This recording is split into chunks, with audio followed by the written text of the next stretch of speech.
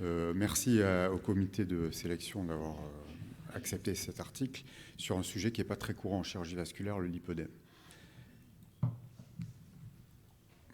Alors, ma disclosure. Le lipœdème, c'est une maladie qui, pendant très longtemps, a été peu considérée, qui était souvent confondue avec d'autres types d'œdèmes, le lymphœdème, le phlébolymphœdème, l'obésité, la lipodystrophie ou l'insuffisance veineuse chronique.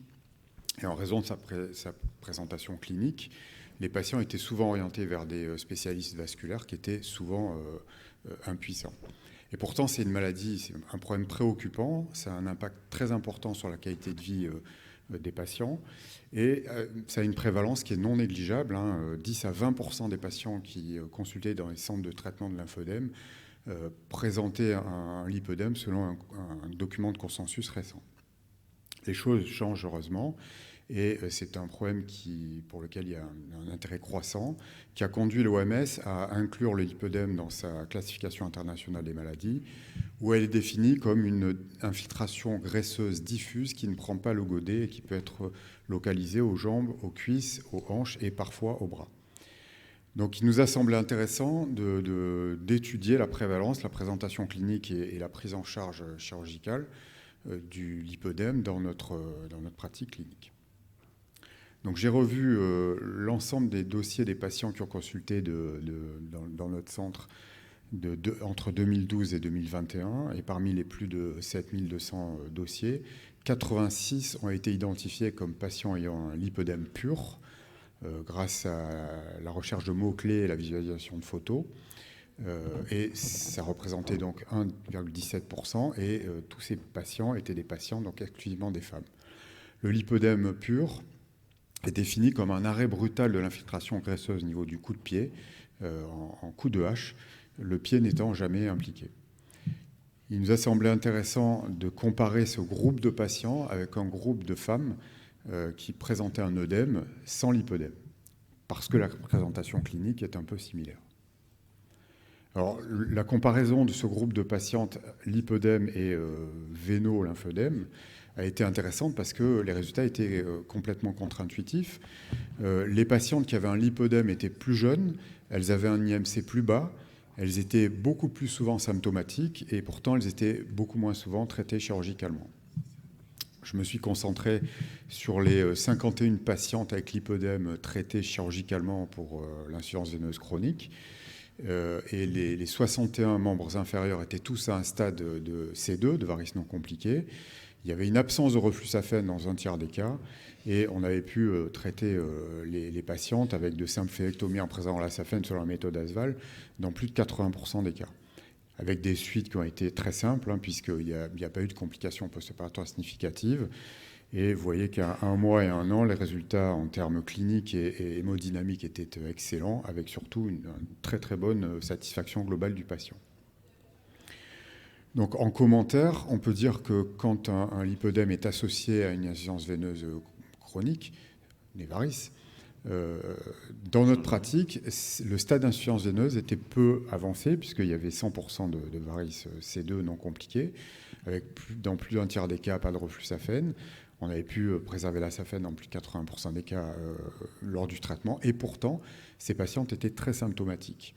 Et on peut dire également que lorsqu'un traitement chirurgical était nécessaire, il était efficace sur les symptômes, sur l'hémodynamique, avec un risque chirurgical qui était très limité. Donc trois messages simples.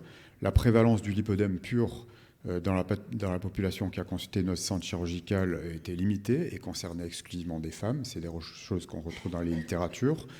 Les patientes atteintes de lipœdème étaient plus souvent symptomatiques, malgré un âge plus jeune, un IMC plus faible et une insuffisance veineuse nécessitant moins fréquemment une intervention chirurgicale. Et enfin, lorsqu'elle était associée à un lipœdème, l'insuffisance veineuse était à un stade précoce, avec une prise en charge chirurgicale simple et efficace. Je vous remercie. Merci. Merci Paul. Tu nous dis que les résultats sont excellents, mais c'est des résultats qui sont excellents sur la veine. Il n'y a pas de modification du lipœdème suite à l'intervention. Non, il y a une modification des symptômes. Oui, une amélioration.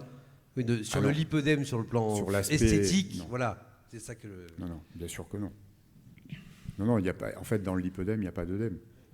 C'est une infiltration graisseuse. Bien sûr. Ce qui a motivé cette étude, c'est que, en fait, on a un certain nombre de... Enfin, vous en avez tous vu, des patientes qui ont des grosses jambes, hein, ce qu'on appelle les jambes en poteau, qui ne sont pas vraiment des œdèmes, mais en fait, on a tendance à leur dire, on ne peut rien faire pour vous, votre maman avait les mêmes jambes, vous avez des douleurs, mais c'est lié à...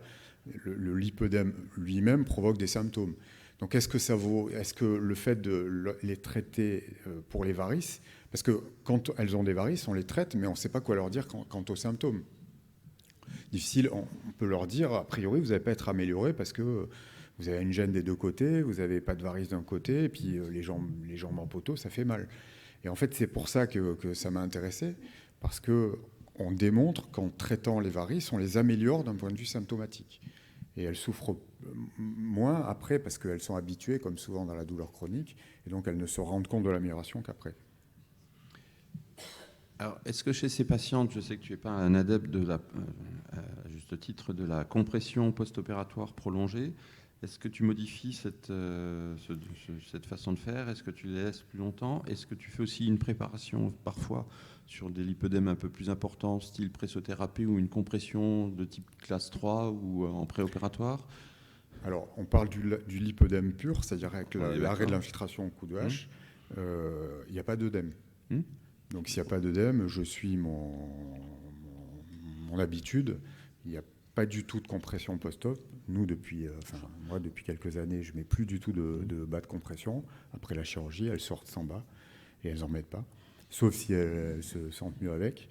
Donc, j'ai suivi les mêmes règles.